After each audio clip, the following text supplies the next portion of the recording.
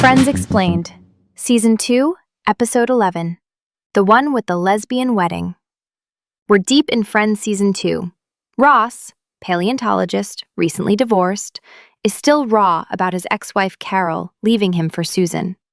Joey Tribbiani, the group's struggling actor, just landed a recurring role on Days of Our Lives.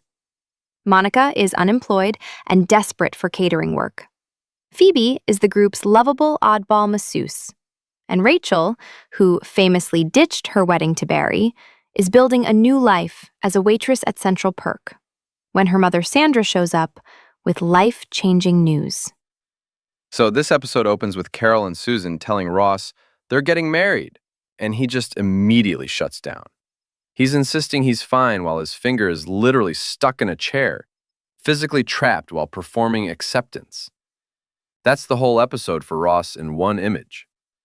His body always betrays whatever his mouth is selling. Classic Ross.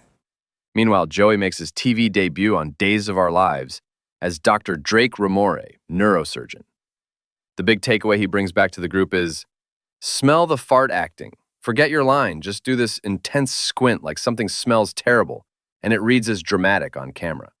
One of the best comedy runners Joey ever gets. He's so genuinely proud of inventing this technique, and the group sitting there baffled that it actually works on camera is the whole joke. Now, the real story is three things colliding around one wedding. Monica gets hired to cater Carol and Susan's ceremony because the original caterer had a mountain bike accident. She's been unemployed for weeks, so she conscripts the entire group. Everyone's peeling, chopping, deviling eggs at double speed. And Ross is just standing there refusing to help. His reasoning doesn't hold up at all. He insists it has nothing to do with Carol being with a woman, then immediately argues they already live together, so why bother with a ceremony? Pick a lane. But the real turn is when Carol's parents call to say they're not coming. She walks in completely defeated, ready to call the whole thing off. This is where Ross actually earns something. He's been sulking and bitter all episode, refusing to lift a finger for the catering. Then he sees Carol genuinely hurting, and something just switches. He brings up their own marriage, that nothing would have stopped him from marrying her, so nothing should stop Carol from marrying Susan. It lands hard because you remember this guy genuinely loved her. The last person you'd expect to save this wedding. That's why it works. Does anyone even acknowledge how hard that moment is for him? Not really, and that's what makes it land. He doesn't grandstand about his feelings. He just steps up and walks Carol down the aisle. That restraint is more powerful than any big speech would have been.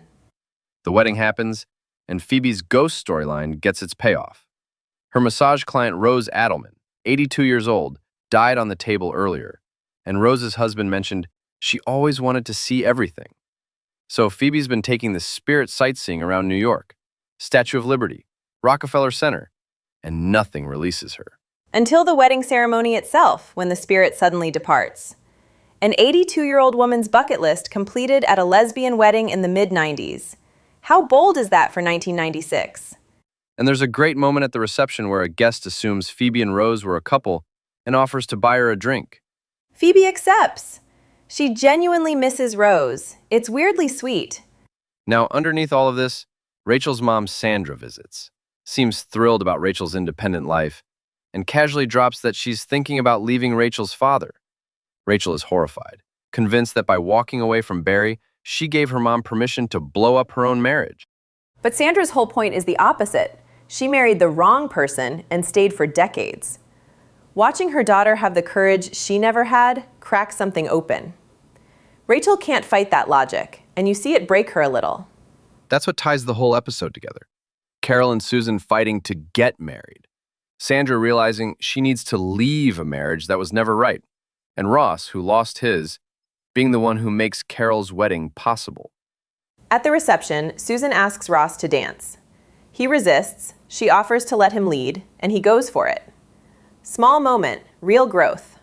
The group ends up debating who'll get married next, who last. For a wedding episode, it's really about how messy the whole concept of marriage is for every one of them. Nobody in that room has a simple answer. That's the joke and the point. Drake Ramoray debuts. Joey's soap career levels up. Rachel's parents are splitting up. More fallout ahead. Ross and Susan reached a fragile truce.